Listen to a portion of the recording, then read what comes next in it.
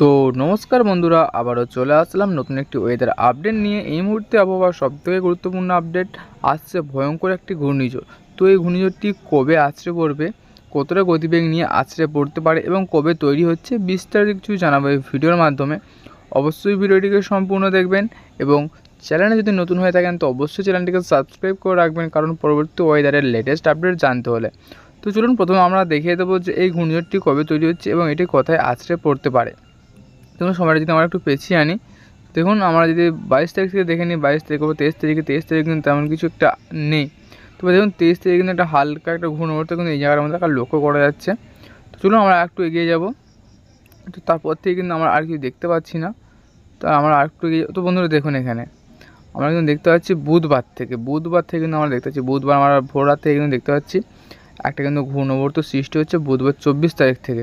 দেখুন এখানে দেখুন, দেখুন এই দেখুন বুধবার থেকে কিন্তু একটা ঘূর্ণিঝড় তৈরি হচ্ছে এবং তার সঙ্গে দেখুন এইদিকে হচ্ছে, এইদিকে দেখুন এই জায়গাটা করে মানে বঙ্গোপসাগরের মধ্যে দেখুন একটা একটা ভয়ানক একটা ঘূর্ণিঝড় কিন্তু বয়ে যাচ্ছে।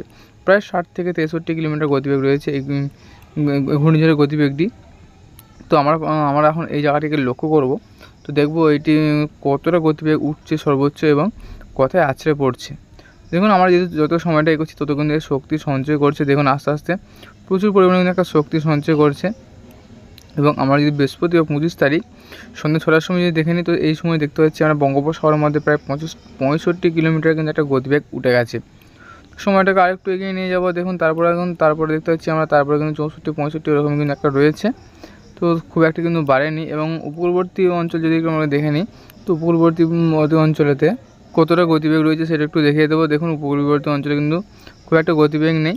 মোটামুটি এখানে দেখতে পাচ্ছি আমরা আজ 30-35 মতো কিন্তু একটা গতিবেগ থাকতে পারে, থাকার সম্ভাবনা থাকছে এরকম একটি। এবং সময়টা যদি আমরা একটু এগিয়ে নিই, তো তারপরে কিন্তু আস্তে আস্তে গতিবেগ মনে হচ্ছে একটু বেড়েছে আগের তুলনায়। হ্যাঁ 65 থেকে 66 এরকম কিন্তু আমরা দেখতে পাচ্ছি, 66 কথা 67 এরকম কিন্তু একটা গতিবেগ আমরা দেখতে পাচ্ছি। সময়টা যদি আমরা আরেকটু এগিয়ে নিয়ে যাই, দেখুন তারপরে আবারও কিন্তু আরও শক্তি বাড়ছে। যদি একটু দেখে দিই, দেখুন এখানে কিন্তু 70, প্রায় 70 উঠে গেছে গতিবেগটি। দেখুন একটু এখানে 70 কিন্তু উঠে গেছে। আমরা দেখতে পাচ্ছি শুক্রবার 26 তারিখ ভোর রাত 2টোর সময়। এবং যদি সময়টাকে আরেকটু এগিয়ে নিয়ে যায়, তো তারপরে যদি দেখি, তারপরে দেখুন তারপরে আমরা বঙ্গোপসাগরে দেখতে পাচ্ছি 72 কিলোমিটার গতি উঠেছে। এবং দেখুন উপকূলবর্তী অঞ্চলে কিন্তু প্রভাব পড়তে শুরু করে দিয়েছে ইতিমধ্যে আমরা দেখতে পাচ্ছি। যেমন খড়গপুর, কলকাতা, হাওড়া, হুগলি এই জায়গাগুলি দেখুন প্রায় কোথাও 40 থেকে 45, কোথাও 50 কিলোমিটার গতিবেগে কিন্তু একটা ঝোড়ো হাওয়া বইবে। তার সঙ্গে কিন্তু বাংলাদেশেও কিন্তু একটা প্রভাব পড়বে। এবং সময়টা যদি আরেকটু এগিয়ে নিই, দেখুন বন্ধুরা তারপরে কী হয় দেখুন, তারপরে আমরা দেখতে পাচ্ছি এটা কিন্তু আস্তে আস্তে বিশাখাপত্তনম, ভুবনেশ্বর এই জায়গাটাতে কিন্তু আস্তে আমরা যেটা দেখতে পাচ্ছি। এবং যদি সময়টাকে আরেকটু এগিয়ে নিয়ে যায়, তো দেখতে পাচ্ছি এর প্রভাব কিন্তু, এই যে ঘূর্ণিঝড়ের প্রভাব খুব একটা কিন্তু বাংলার উপর পড়বে না। মোটামুটি এটা কিন্তু সরে যাবে। এবং এই বিশাখাপত্তনম এই সাইডে কিন্তু এটা আস্তে আস্তে সরে যাচ্ছে। এবং এর যে প্রভাব, ঘূর্ণিঝড়ের প্রভাব কিন্তু একটা হালকা পরিমাপ কিন্তু থাকবে, প্রায় 40-45 বা কথা 35 কিলোমিটার গতিবেগে একটা ঝোড়ো হাওয়া বইবে। চলুন এবার বৃষ্টিমাত্রা দেখে দিই, কোথায় কতটা পরিমাণে বৃষ্টির সম্ভাবনা থাকছে। আমরা একটু বৃষ্টিমাত্রাও যে দেখিয়ে দেবো। দেখুন এখানে যদি বৃষ্টিমাত্রা আমরা যদি যাই, তো দেখুন বৃষ্টিমাত্রা আমরা কিন্তু প্রথম থেকে দেখে নেবো। মানে আমরা যে 22 তারিখ থেকে দেখি না, 22 তারিখে দেখুন আমরা প্রথম থেকে দেখিয়ে দেবো রবিবার থেকে। দেখুন রবিবার যদি আমরা দুপুর 12টার সময় দেখি বা সকাল 9টার সময় যদি দেখি, দেখুন রবিবার সকাল 9টার সময় আমরা দেখতে পাচ্ছি দক্ষিণবঙ্গে কিন্তু তেমন কোনো বৃষ্টি নেই। বাংলাদেশের 2-1টি অঞ্চলে রয়েছে, যেমন কুমিল্লাতে রয়েছে হালকা ছিটেফোঁটা। তাছাড়া উত্তরবঙ্গেও থাকছে একটা হালকা ঝিরিঝিরি ছিটেফোঁটা 2-1টি অঞ্চলে হওয়ার সম্ভাবনা থাকছে। তবে এই যে ঘূর্ণিঝড় তৈরি হয়েছে, তো নতুন যে ঘূর্ণিঝড় সৃষ্টি হয়েছে তার জন্য কিন্তু একটা গুমোট গরম অস্বস্তিকর কিন্তু একটা অনুভব হওয়ার সম্ভাবনা থাকছে। চলুন সময়টা আমরা একটু এগিয়ে নেবো। দেখুন বন্ধুরা আমরা দেখতে পাচ্ছি 21 তারিখ বিকেল 5টা, মানে রবিবার 21 তারিখ বিকেল 5টা থেকে কিন্তু দক্ষিণবঙ্গে ব্যাপক আর একটা বৃষ্টি রয়েছে।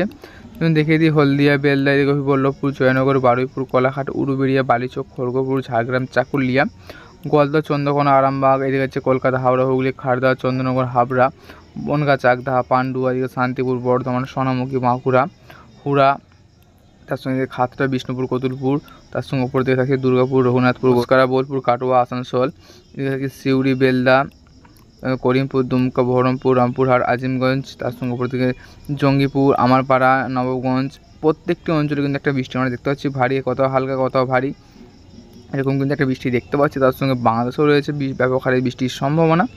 যদি একটু দেখিয়ে দিই, দেখুন এখানে থাকছে নিচের দিকে দেখুন শ্যামনগর, মাঠবাড়িয়া, ফিরোজপুর, বরিশাল, মতিরহাট, লালমোহন, খুলনা, সাতক্ষীরা, যশোর, লাহগাড়া, মাদারীপুর, ফরিদগঞ্জ, তার সঙ্গে সেনবাগ, কুমিল্লা, ঢাকা, ফরিদপুর, সাইকোপা, মেহেরপুর, পাবনা, নাগারপুর, কাপাসিয়া, কিশোরগঞ্জ, লাখাই, এদিকে থাকছে সিরাজগঞ্জ, সিংড়া, রাজশাহী, মহাদেবপুর, বগুড়া, সরিষাবাড়ি, ময়মনসিংহ, মাদান, তার সঙ্গে ঘোড়ারগাড়, বালুরঘাট, তার সঙ্গে এদিকে থাকছে রংপুর। প্রত্যেকটি জেলায় জেলায় কিন্তু একটা হালকা কোথাও কোথাও ভারী এরকম একটা বৃষ্টি কিন্তু দেখা যাচ্ছে। তার সঙ্গে উত্তরবঙ্গে মালদা, শিলিগুড়ি, আলিপুরদুয়ার, কোচবিহার, দিনাজপুর এগুলো তো থাকছে কিন্তু একটা হালকা ঝিরিঝিরি বৃষ্টির সম্ভাবনা। চলুন সময়টাকে আমরা একটু পার করে নেবো এবং পরবর্তী সময় বৃষ্টিটা কবে হচ্ছে বা কখন হচ্ছে একটু দেখিয়ে দেবো। তো তারপর যদি সময়টা যদি আমরা এগিয়ে নিয়ে থাকুন, তারপর থেকে কিন্তু আবহাওয়া কিন্তু অনেকটা উন্নতি হচ্ছে। বৃষ্টিতে তেমন খুব একটা বেশি সম্ভাবনা নেই। তবে দেখুন এখানে সোমবার 22 তারিখ দুপুর 3টের দিকে কিন্তু আবার একটা বৃষ্টির সম্ভাবনা থাকছে দক্ষিণবঙ্গের জেলায় জেলায়।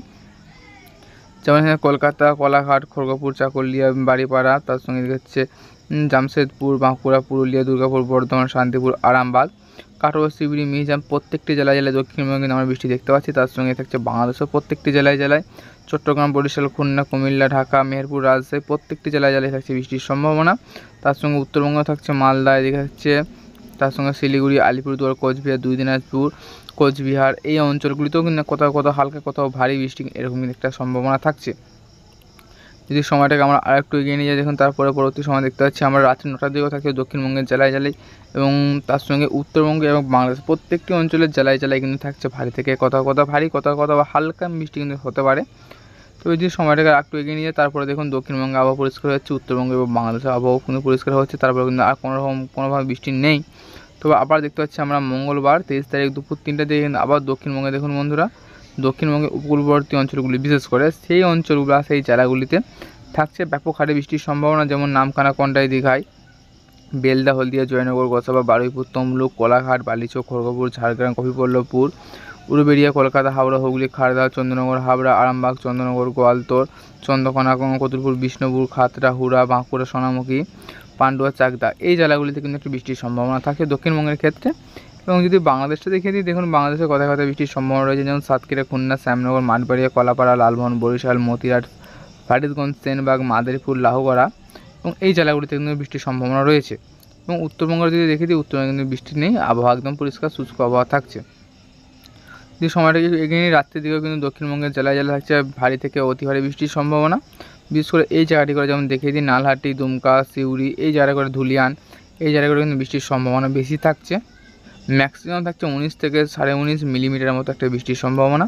তার সঙ্গে উত্তরবঙ্গে মালদাও থাকছে ভারী থেকে একটা অতি ভারী বৃষ্টির সম্ভাবনা। তার সঙ্গে বাংলাদেশের কয়েকটি জেলায় ভারী থেকে অতি ভারী বৃষ্টি রয়েছে, যেমন মেহেরপুর, পাবনা এবং সিংড়া, রাজশাহী এই কয়েকটি জেলায় ভারী বৃষ্টি হবে। বাদবাকি কিন্তু বাংলাদেশের প্রত্যেকটি জেলায় কিন্তু একটা হালকা বৃষ্টি চলবে।